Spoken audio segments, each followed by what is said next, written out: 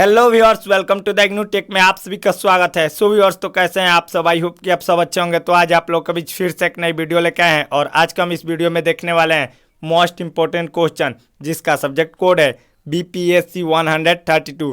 So viewers, तो यदि अभी तक आपने हमारे चैनल को सब्सक्राइब नहीं किया है तो प्लीज़ आप हमारे चैनल को सब्सक्राइब कर लीजिए तथा साथ ही साथ PDF प्रोग्राम के लिए टेलीग्राम चैनल को ज्वाइन कर लीजिए। सो व्यूअर्स, तो टाइम को वेस्ट न करते हुए आइए प्रश्न को देखते हैं। प्रश्न क्या कह रहा है? प्रश्न कह रहा है संसद के दोनों सदनों के अध्यक्ष की भूमिका और कार्य का वर्णन करो। सो व्यूअर्स, तो यह प्रश्न हमारा 20 मार्क्स में पूछा जाता है और इस बार पूछे जाने की बहुत ज़्यादा संभावना है। तो आइए हम इसको देखते हैं उत्तर में कैसे लिखेंगे। उत्तर का हेडिंग डाल के लिखेंगे संसद के दोनों सदनों के अध्यक्ष की लोकसभा का अध्यक्ष ही होता है, जिसके निम्नलिखित कार्य और शक्तियाँ प्राप्त होती है, जो इस प्रकार है। नंबर 1 पॉइंट करके लिखेंगे सदन की बैठकों की अध्यक्षता करना। इसमें हमें इस प्रकार से लिखना है, हमारे भारतवर्ष में 2 सदन होते हैं, पहला निम्न सदन और दूसरा उच्च सदन। लोक अध्यक्षता का सबसे महत्वपूर्ण कार्य होता है कि वह सदन की बैठकों की अध्यक्षता करे, अर्थात हम कह सकते हैं कि लोकसभा का अध्यक्ष ही सदन की बैठकों की अध्यक्षता करता है।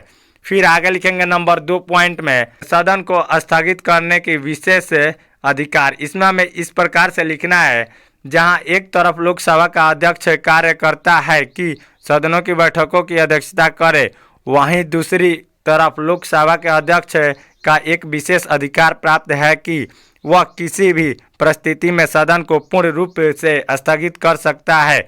अगर किसी भी कारण से सदन में उपद्रव की स्थिति उत्पन्न होती है तो ऐसी परिस्थिति में लोकसभा का अध्यक्ष का यह विशेष अधिकार है कि वह तुरंत सदन की कार्यवाही को बंद कर दे और सदन को पूर्ण रूप से स्थगित कर दे। फिर नेक्स्ट पॉइंट में लिखेंगे नंबर 3 में विचार रखने के लिए सदनों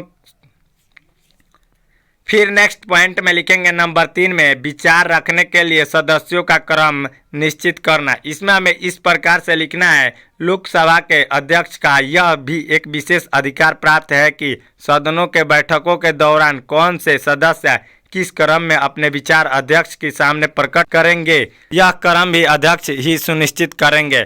फिर नेक्स्ट पॉइंट में लिखेंगे नंबर 4 में सदन की अनुशासन को बनाए रखना। इसमें हमें इस प्रकार से लिखना है, लोकसभा के अध्यक्ष को यह भी एक विशेष प्रकार का अधिकार, जिम्मेदारी और अधिकार प्राप्त है कि अध्यक्ष सदन के अनुशासन को बनाए रखे। लोकसभा का अध्यक्ष बैठक के दौरान सदन के अनुशासन को बनाए रखता है और अगर कोई भी सदस्य सदन की अनुशासन को भंग करने का प्रयास करता है तो ऐसी स्थिति में लोकसभा का अध्यक्ष उस सदस्य को बैठक से स्थगित कर सकता है। फिर नेक्स्ट पॉइंट में लिखेंगे नंबर 5 में सदन से संबंधित नियमों को सदस्य को अवगत कराना।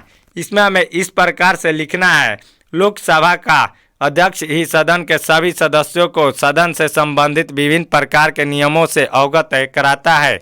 अतः हम कह सकते हैं कि सदन से संबंधित नियमों का व्याख्या करना भी लोकसभा के अध्यक्ष का एक सबसे प्रमुख कार्य है। नेक्स्ट पॉइंट में लिखेंगे नंबर 6 में दर्शकों के प्रवेश पर नियंत्रण। इसमें हमें इस प्रकार से लिखना है, लोकसभा के अध्यक्ष का अभी यह एक महत्वपूर्ण कार्य है कि अगर कोई दर्शक या कोई ऐसी व्यक्ति जो लोकसभा का सदस्य नहीं होता है, ऐसे व्यक्तियों का नियंत्रण लोकसभा के अध्यक्ष के द्वारा ही होता है और लोकसभा का अध्यक्ष ऐसे सदस्यों को कभी भी सदन को छोड़ने की आज्ञा दे सकता है। फिर नेक्स्ट पॉइंट में लिखेंगे नंबर 7 में सभी विधायकों का संचालन करना। इसमें हमें इस प्रकार से लिखना है, लोकसभा के अध्यक्ष का यह भी एक सबसे महत्वपूर्ण कार्य है कि लोकसभा का अध्यक्ष ही किसी भी विधेयक पर मतदान करता है, साथ ही साथ मत गिनवाता है और उसके परिणाम को ही घोषित करता है।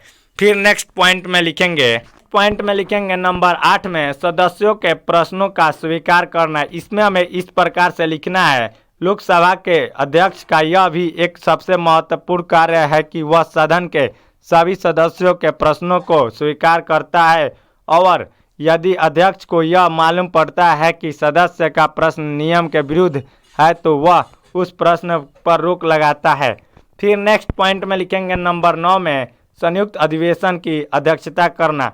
इसमें हमें इस प्रकार से लिखना है, लोकसभा के अध्यक्ष का यह भी एक कार्य है कि जब कभी भी संसद के दोनों सदनों का संयुक्त अधिवेशन शुरू होता है तो ऐसी स्थिति में उसमें लोकसभा का अध्यक्ष ही सभापति के रूप में कार्य करता है। फिर नेक्स्ट पॉइंट में लिखेंगे नंबर 10 में धन विधेयक का निर्णय लेना। इसमें हमें इस प्रकार से लिखना है, लोकसभा का अध्यक्ष का यह एक सबसे बड़ा महत्वपूर्ण कार्य है कि कोई भी विधेयक धन विधेयक है या नहीं, इसका निर्णय लोकसभा का अध्यक्ष ही करता है। सो व्यूअर्स, तो इस प्रकार से हम इस प्रश्न को हल करेंगे। और यदि अभी तक आपने हमारे चैनल को सब्सक्राइब नहीं किया है तो प्लीज़ आप हमारे चैनल को सब्सक्राइब कर लीजिए तथा साथ ही साथ पीडीएफ प्रोग्राम के लिए टेलीग्राम चैनल को ज्वाइन कर लीजिए द इग्नू टेक। यहाँ से आप सभी को पीडीएफ मिल जाएगी।